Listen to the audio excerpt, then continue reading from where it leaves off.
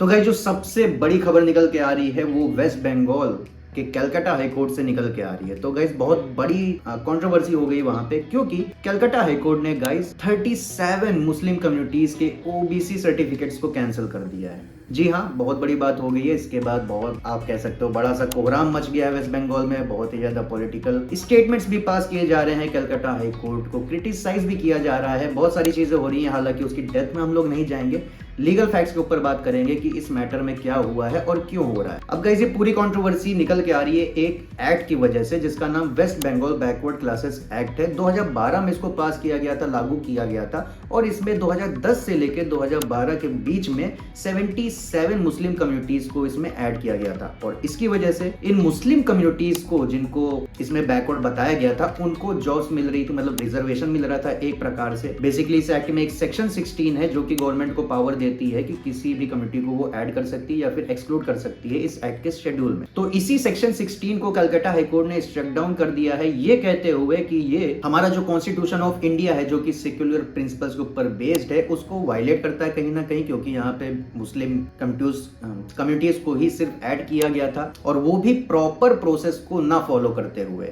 इसके अलावा जो हमारा इंदिरा साहनी का बहुत ही लैंडमार्क जजमेंट है सुप्रीम कोर्ट का, उसको भी वायलेट किया गया है, जिसके चलते इसको शट डाउन कर दिया है। और कोर्ट ने तो यहाँ पे ये भी कह दिया है कि मुसलमानों के वोट्स को अपनी तरफ खींचने के लिए उस समय की सरकार ने, उस समय की जो चीफ मिनिस्टर थी ममता बनर्जी, उनके वोट्स को खींचने के लिए उनको ओबीसी का सर्टिफिकेट दिलवाया था इस एक्ट के अंदर। क्योंकि उस समय पार्टी ने इन लोगों के साथ, मतलब इनसे प्रॉमिस किया था मुसलमानों के साथ कि हम आपको 10% रिजर्वेशन दिलाएंगे। फिर इसके बाद जो वेस्ट बंगाल की जो स्टेट बैकवर्ड क्लास कमीशन है, उसकी रिकमेंडेशन के बेसिस पे इनको इंक्लूड कर लिया। हालांकि 77 कम्युनिटीज को दिया गया 2010 में से 2012 तक, उनमें से 37 कम्युनिटीज का वापस ले लिया गया। अब चलिए कोर्ट की रीजनिंग के बारे में प्रॉपर से जानते हैं कि ऐसा कोर्ट ने क्यों कहा और क्यों इसको स्ट्रक डाउन कर दिया। तो पहली बात तो मैंने आपको बता दिया था ना कि सेक्युलर प्रिंसिपल्स के अगेंस्ट में जा रहा है, प्लस कोर्ट ने यहाँ पे कहा कि यहाँ पे पार्शियलिटी भी थी, प्लस ये जो इन कम्युनिटीज को जो रिजर्वेशन दिया गया था वो स्पेसिफिक रिलीजन क्राइटेरिया के ही बेसिस पे दिया गया। अच्छा, यहाँ पे एक चीज और नोट करने वाली है कि कोर्ट ने ये भी कहा है कि अब तो इन लोगों को सर्टिफिकेट नहीं दिए जाएंगे,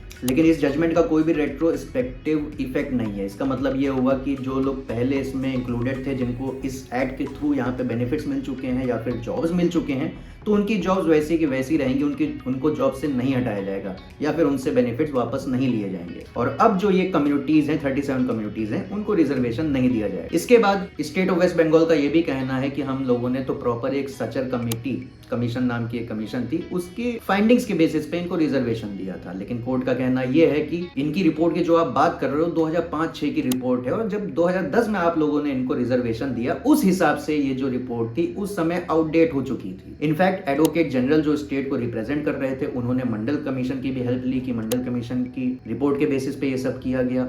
तब कोर्ट का इस पे ये कहना था कि अगर आप उस रिपोर्ट के बारे में कह रहे हो तो वो रिपोर्ट 1990 की है, अगर उस बेसिस पे अगर रिजर्वेशन देना होता तो ये चीज तो 1992 में ही हो गई होती। अब आप कर रहे हो तो ये कहीं ना कहीं आउटडेटेड है। और कोर्ट का कुल मिला के इन कंक्लूजन ये कहना था कि आपने जो रिजर्वेशन दिया है वो सिर्फ आपने रिलीजन के बेसिस पे दिया है, बल्कि यहाँ पे बैकवर्डनेस को नहीं देखा गया है। क्योंकि अगर किसी भी कम्युनिटी को अगर रिजर्वेशन देना होता है तो वो उसमें वो चीज देखी जाती है कि वो कम्युनिटी कितना सोशली एंड इकोनॉमिकली बैकवर्ड है, सिर्फ ये नहीं कि वो बैकवर्ड। और प्लस कोर्ट ने ये भी कहा कि जो आप सचर कमेटी की रिपोर्ट के बारे में जो बात कर रहे हो, वो कमेटी तो पीएमओ के अंदर बनी हुई थी, लेकिन जो हमारा कॉन्स्टिट्यूशन ऑफ इंडिया जो बैकवर्ड क्लासेस के बारे में बात करता है, उसका अगर आप आर्टिकल 340 देखो तो वो कहता है कि सिर्फ प्रेसिडेंट ही ऐसी कमेटी बना सकता है जो इन कम्युनिटीज की बैकवर्डनेस को चेक कर सकते हैं। और ये जो सचर कमेटी थी आर्टिकल 340 के अंडर प्रेसिडेंट के द्वारा नहीं बनाई गई थी, तो वहां पे भी ये एक लूपहोल निकल के आया। और प्लस ये जो कमेटी की रिपोर्ट थी वो तो 2006 की रिपोर्ट थी, 2010 में रिजर्वेशन दिया गया, तो उस हिसाब से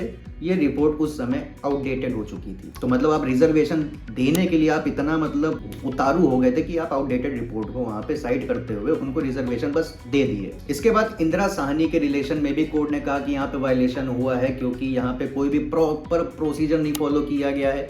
स्टेट का जैसे मन कर रहा है वैसे ही वहां पे रिजर्वेशन दिए जा रहे हैं बस बैकवर्डनेस के नाम पे। स्टेट ने ये बताया कि इस कम्युनिटी का बैकवर्डनेस है, लेकिन यहाँ पे ये चीज नहीं देखी गई कि उनका representation as as a whole कितना है। मतलब कुल मिला के यहाँ पे ये कहना है कि स्टेट के अंदर जितनी भी सर्विसेज है उस सर्विसेज में ये पर्टिकुलर कम्युनिटी क्या इनएडुकेटली या फिर अंडर रिप्रेजेंटेड है या नहीं, ये चीज तो चेक ही नहीं की गई। प्लस किसी प्रॉपर कमीशन को भी यहाँ पे कंसल्ट नहीं किया गया। और कहीं ना कहीं जो हमारे कॉन्स्टिट्यूशन में आर्टिकल 16 का क्लॉज 4 है जो कि एक फंडामेंटल राइट है, कहीं ना कहीं ये उसके ऊपर भी फ्रॉड किया गया है, जो कि बिल्कुल भी सही चीज नहीं है। बल्कि यहाँ पे कोर्ट का ये कहना है कि यहाँ पे पूरी प्रॉपर रिसर्च होनी चाहिए थी, प्रॉपर सर्वे होना चाहिए था ये चेक करने के लिए कि ये जो 37 कमिटीज हैं क्या ये एक्चुअल में सोशली एंड इकोनॉमिकली बैकवर्ड हैं या नहीं। यहाँ पे बस क्या हुआ है कि इलेक्शन जीतने के लिए, मुस्लिम के वोट्स लेने के लिए इन 77 कमिटीज को 10% रिजर्वेशन का लालच देके, उनका वोट लेके उनको रिजर्वेशन बस धड़ल्ले से दे दिया गया है।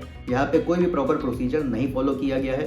क्यों नहीं किया गया है ये रीजन मैंने आपको बता दिया। अब आप भी जानते हो यहाँ पे कि बहुत ज्यादा पॉलिटिकल कंट्रोवर्सीज होने वाली हैं, उसकी डिटेल में हम लोग नहीं जाएंगे। अभी तक के लिए गाइस इतनी ही न्यूज है, आप भी जानते हो मैं भी जानता हूँ। अब मैटर यहाँ से जाएगा सुप्रीम कोर्ट में। सुप्रीम कोर्ट इसके ऊपर क्या कहेगी आपको मैं बता दूंगा जैसे वहां से अपडेट आएगा। तो अभी के लिए यही है।